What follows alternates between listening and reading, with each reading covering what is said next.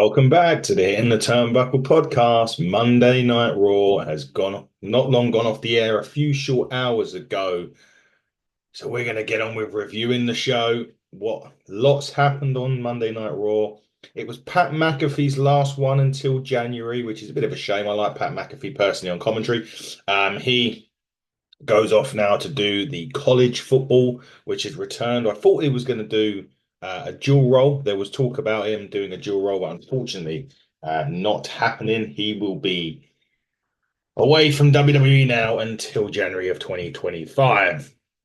Nevertheless, Monday Night Raw did start with a Randy Orton Gunther promo, just really hyping up their match at Bash at Berlin. Gunther calling Randy Orton a one-trick pony.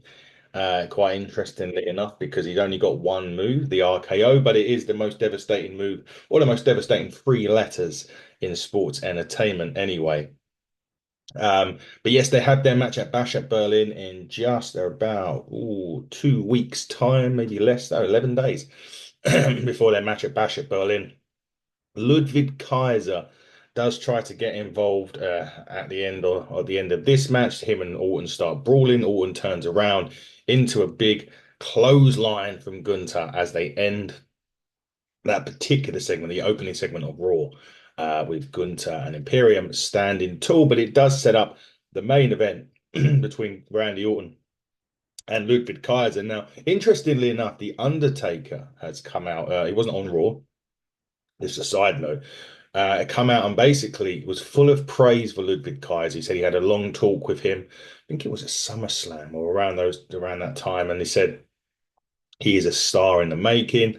And obviously he wants to kind of break away from the Gunther and sort of have his own path, so to speak. But Undertaker is really, really high on Ludwig Kaiser. So perhaps sooner or later we will see the a push or a move in another direction for Ludwig Kaiser. Very looking forward to that. I've always thought he was very well, not underrated but he's always been in Gunther's shadow. Gunther is so good anyway. So to have Ludwig Kaiser on his own eventually, I'm all for that. I think he's very good. He's a lot. We've not even scratched the surface with him, I don't think, in the ring yet, and hopefully we will do in the future anyway. But I think for the distant future, it will be an Imperium for Ludwig Kaiser, but perhaps they can start an ascendance from there. Which I'm not saying will bring him to Gunther, but will bring him up the levels that he needs, perhaps in the Continental title level. Um, Later on. I don't think it'll be yet by the sounds of it anyway. But we shall see. But yes, Ludwig Kaiser, Randy Orton, main event on Monday Night Raw coming up later on. The first match was a banger. Excuse me. It's early, guys. First match was a banger. Sheamus and Pete Dunne. We've had this now. They're obviously the Brawling Brutes were together. They fell apart. Sheamus come to Pete Dunne's aid, if you remember, a while back. And then Pete Dunne kind of come to Sheamus's aid a bit and then blindsided him and they had a brawl. So they finally got their match on Raw. It was a great way to start Raw. A fantastic opening match. As you can expect from these two, they both gave it their all. In the ring, there was an injured, I think Sheamus, there was like an injury to the right hand of Sheamus in the middle of the match of this, which was Pete Dunne's doing. He was trying to work on the arm, the hand, which was joint manipulation, which is what Pete Dunne does best. Yeah, really enjoyable opening contest on Raw. I thoroughly enjoyed it. What happened with these two? It's interesting. I'm not quite sure what happens with these two going forward. Sheamus picks up the victory with the bro kick. Um, but I'm not too sure what happens with Sheamus and Pete Dunne. It's an interesting. Maybe one of them will go into the tournament. So just so brings me nicely onto that. Actually, there was a tournament announced on Raw to crown a new number one contender for the Intercontinental title, the Intercontinental Championship. Matt, number one contender for the Intercontinental Championship. You can tell it's early.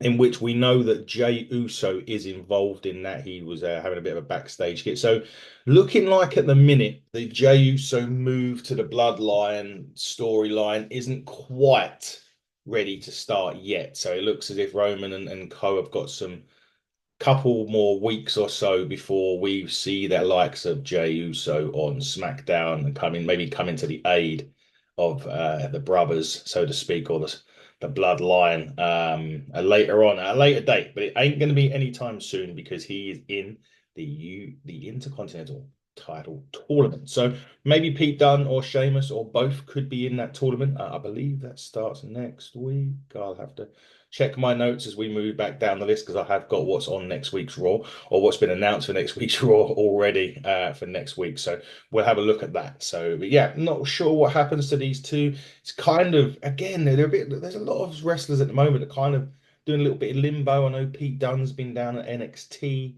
recently as well. But I'm not sure. Sheamus, he has, well, he's been back from injury a while, but it was quite a serious injury, so that can take its time. Not sure contractually what Sheamus, yeah, I'm sure I read that his contract was coming up or soon to be coming up for renewal. So again, there's that side, potentially there's that side as well. So yeah, lots going on in the world of the WWE and Sheamus and everyone at the moment, but just not a lot going on in terms of where he's going next, so to speak. So we'll find out, I suppose, next week on Raw. Will he be part of the Intercontinental title tournament? He did pick up the win against Pete Dunne, so it does make sense that Sheamus could have used that to qualify. That wasn't mentioned, but he could use that to qualify. But we'll wait and see. Before their match, the New Day and Odyssey Jones were backstage, and again, this has got the sort of makings of the split of the New Day coming. Basically, Xavier Woods was kind of saying, suggesting to Kofi that he's brought Odyssey Jones in to replace Big E. Kofi was like, no, absolutely not. They're not a case Big E at all. They've had a long journey through it together, but more importantly, they're a family, and that will never change. Now, obviously, we've got that's to do with the final testament and Karrion Kross getting in the heads of Xavier Woods, and it's been borderline in a while now with this. And obviously, they've got their six-man tag later on Raw. So it'd be interesting if it happens then, or does it happen later? What is the deal with Xavier Woods? But it's seemingly that they're doing a slow split after 10 years of New Day, or are they doing something where Big E comes back, maybe not in a wrestling role, but to help out with their problems to try and resolve them together? Who knows? That could be something that they do, but not at the minute. Anyway, they got a triple threat. They got a tag match later on.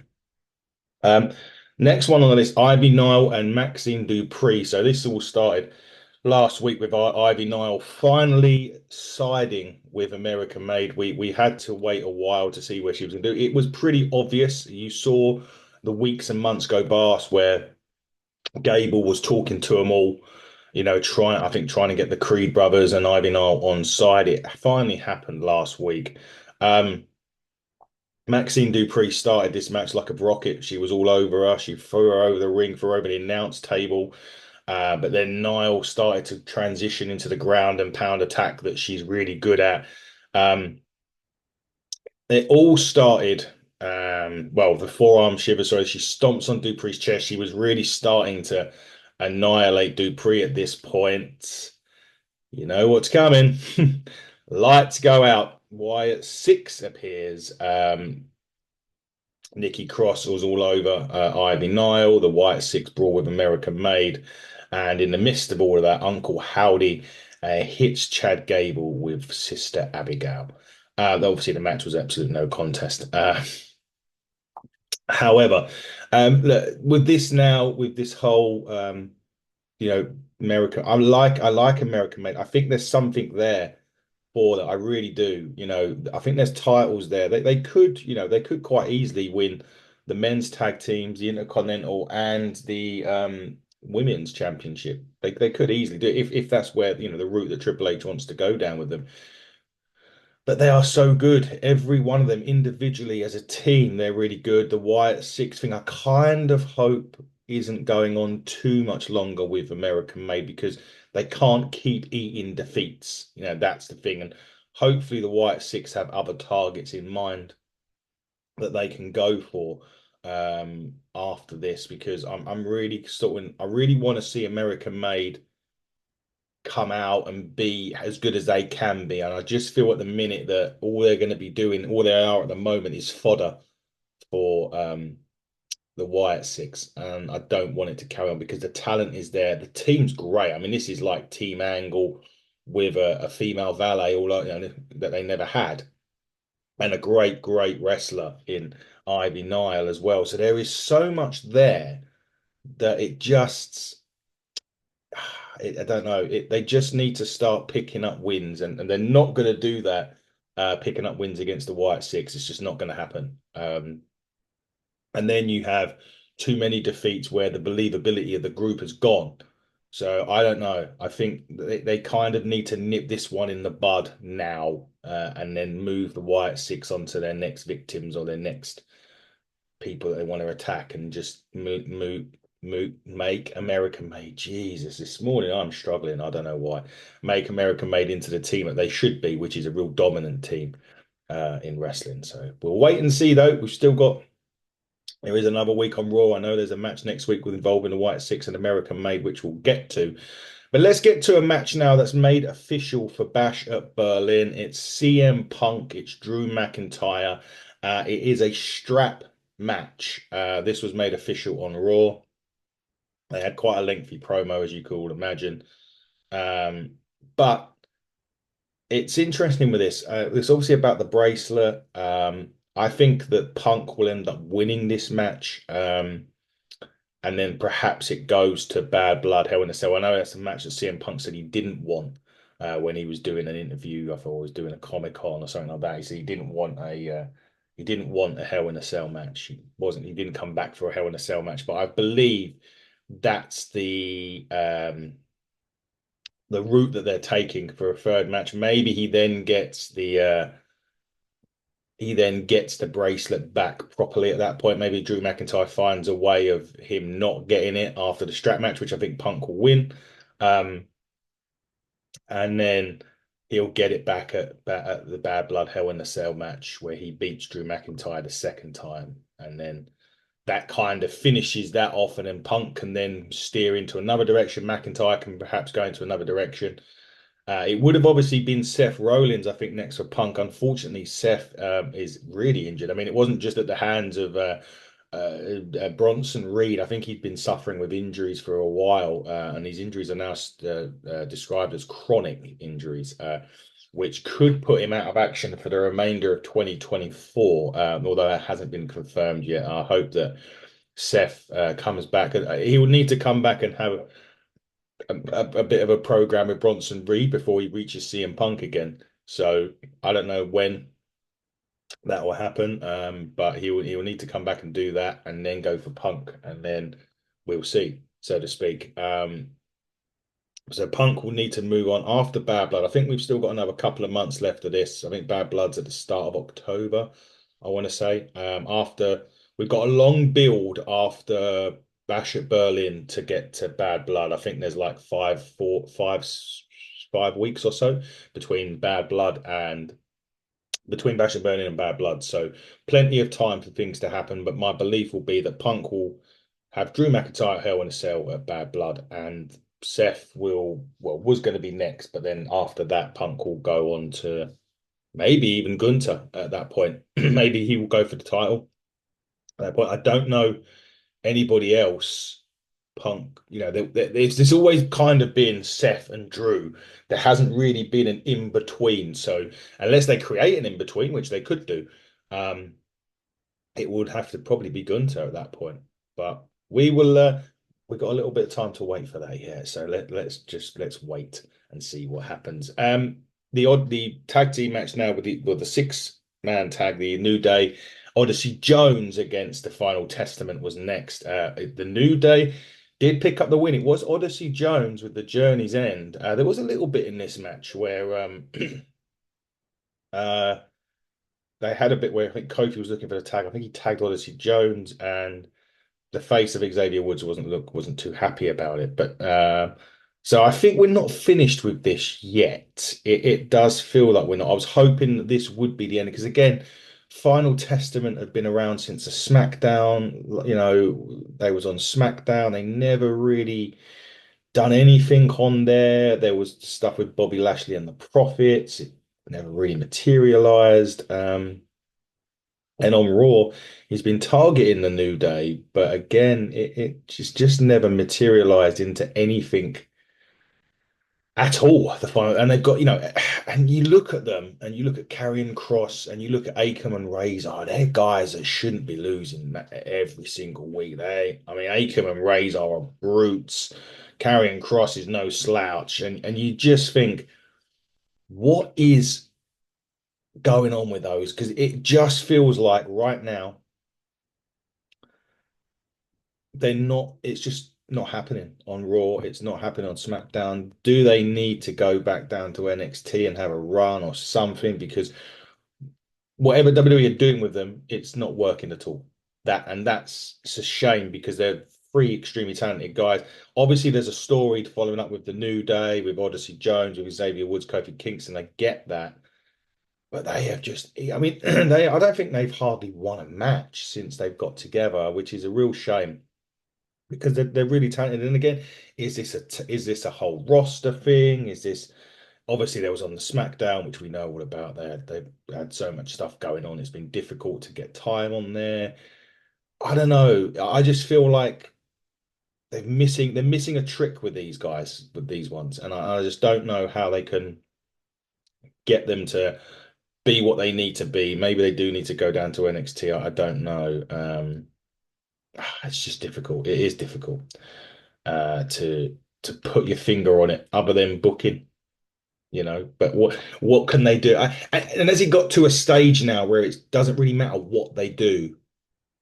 It would be too late. Do you know what I mean?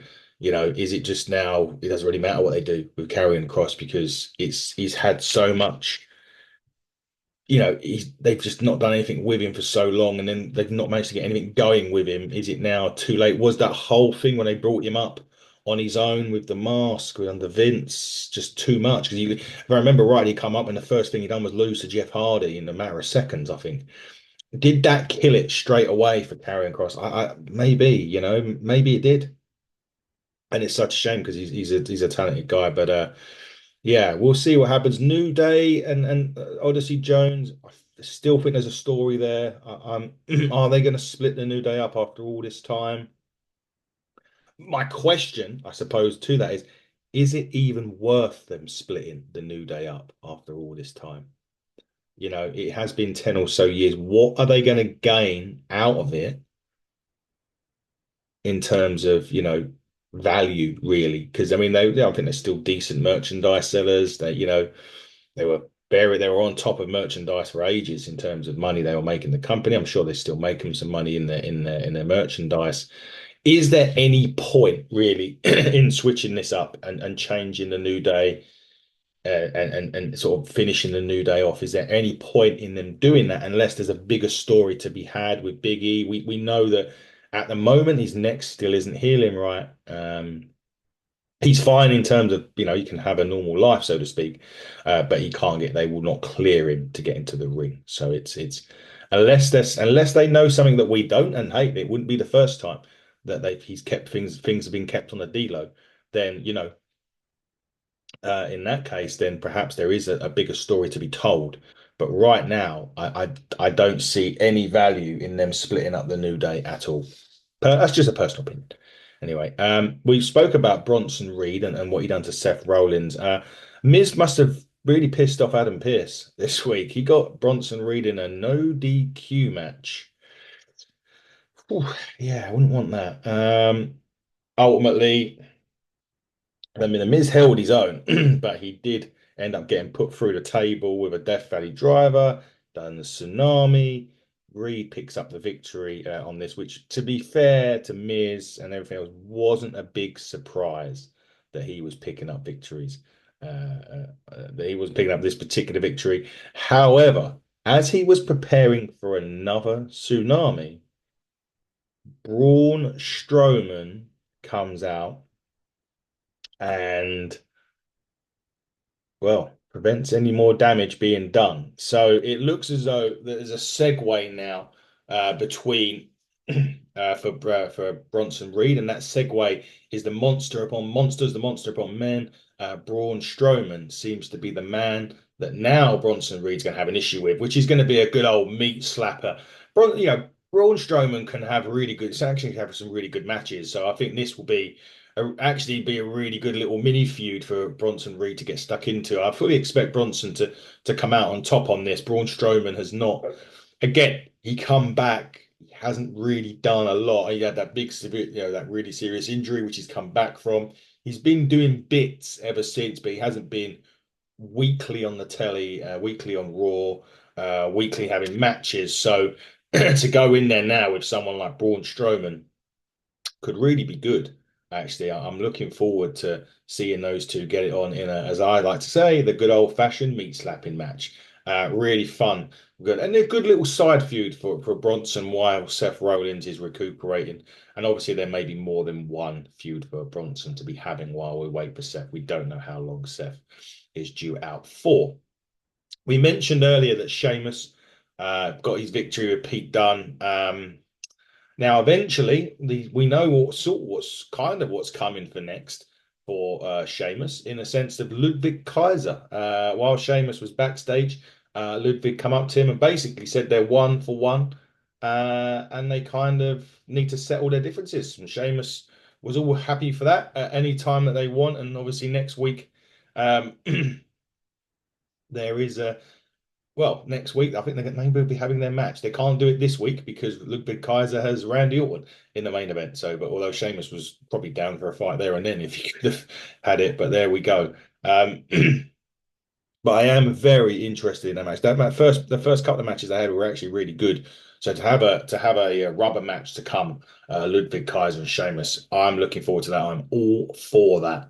Um, and yeah, can't wait, to be fair. Really looking forward to what they're going to do. Now, ahead of Bash at Berlin, obviously, we've got this mixed tag match between Dominic and Liv and Rhea and Damien.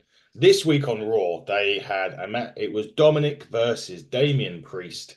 And I think even Priest said in a promo beforehand that he was kind of expecting a brawl. He was kind of expecting a trap to be set from the Judgment Day, and he was right. I mean, they they brawled with the Judgment Day before the match even started.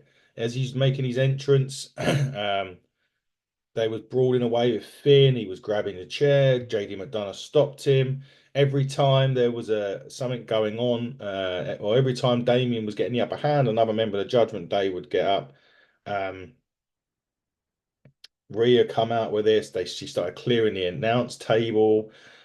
Priest and Dominic finally got into a match as such, but Liv Morgan come out with a chair shot to Rhea, and they kind of, at this point it was clear it was no contest, but it Judgment Day took control, the numbers game. She had Rhea ate an Oblivion. Damien got beaten up, and Dominic hit him with a frog splash, and they stand tall over the Terror Twins. And afterwards, actually, Finn was saying that the beating the Terror Twins just received was only a sample of what's going to happen in Berlin. Damian Priest is not the world champion, not because of the Judgment Day. He's not the world heavyweight champion because of Judgment Day. Now that's cool. Rhea likes to say that she made Dominic into a man, but he's been all man. Said Liv.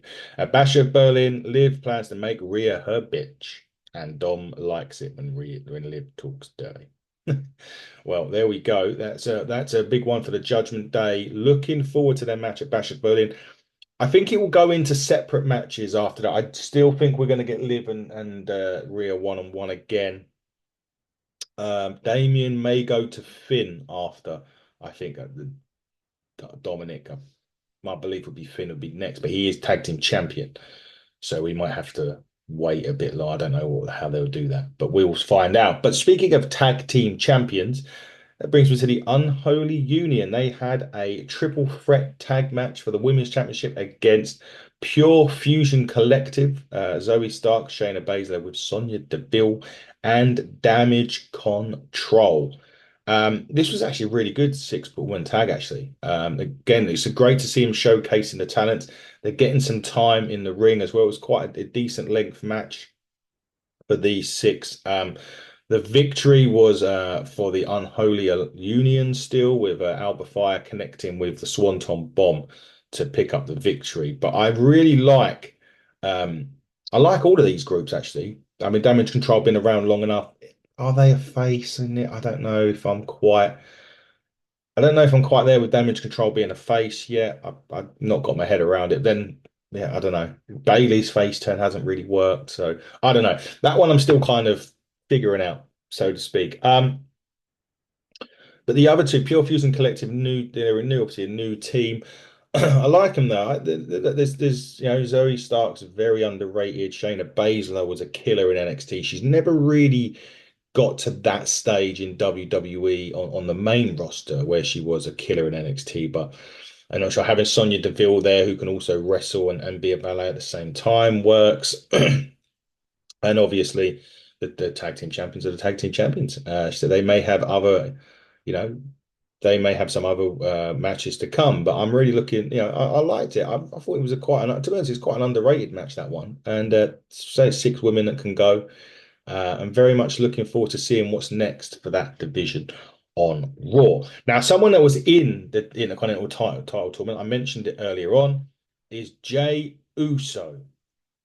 He had an interview with Jackie Redmond, and he said that he was in that he's already had a chat about Adam Pearson. He's in the tournament, so this is kind of him segueing off a little bit, maybe just not saying pulling the wool over, but maybe just sort of getting away from that bloodline because everyone's expecting it. And I think sort of having him in a tournament, he may get to the final and it just adds a bit more time. I don't think Roman's on SmackDown for a couple of weeks now. So it kind of takes that time away. We don't know how long it's going to take for um, Jay to come over. Is there going to be any hesitation? Are they going to play that game? Is Sami Zayn going to be involved? So with all of this, Jey Uso is now in the Intercontinental title tournament, which is I think maybe starts next week. I'm not sure. But what I will say happens next week on Raw. Now I've got to my notes where I'm at that point. It is Bronson Reed, Braun Strowman, Uncle Howdy, and Chad Gable next week. Moves to the main event. Excellent, excellent, excellent main event. Randy Orton, Ludwig Kaiser. Again, we said how underrated Ludwig was at the start of this. He proved it on this. This was a brilliant one-on-one match. Good for at ringside. Randy Orton does pick up the win with the RKO. I'm not really surprised. I don't think anyone would be surprised by that. But he did pick up the RKO and brawl with Gunther to end the show. Um, Solid main event. It showcased Kaiser's talents. Randy Orton still Randy Orton, isn't he? It doesn't he gets better with age, Randy. So he goes on. There was never, I don't think, any real doubt. There may have been a shout for a DQ finish to have Gunther and Kaiser beat Randy up to end Raw, but perhaps they're going to do that next week in the I think it's the go home next. It is the go home next week. The go home edition of Raw next week, as we move to Bash at Berlin 1 week Saturday. So perhaps Gunther will get the upper hand on that week. We will see. Good Raw, solid Raw again. It's been solid for a while now. Didn't I don't think it pulled up a lot of trees. I mean, I wouldn't say wow, that was an incredible Raw, but a solid Raw.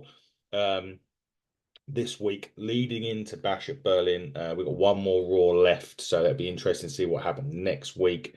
Stuff going on the channel. There's stuff going on. We got fucking interviews galore this week. We got the Page sisters, head of NWA 76. We have got streaming sensation Conman 167 joining us as well. They'll be sit down interviews. They will be released in the coming weeks. Obviously, NWO. We got TNA Emergence as well coming up next weekend. We're looking forward to that. Review shows will be dropping all week as well. The next top 10 installment drops later on this week as myself and Andy and Jesse from the Ringside Renaissance team deal with the top 10 best debuts. Keep it locked on the channel, HTT Buckle on Twitter, Hitting the Turnbuckle Podcast, and all other social media network outlets. And until next time, I will try and make sure I get my words out properly when I do the next review. But until then, everybody, buckle down, stay safe. Goodbye.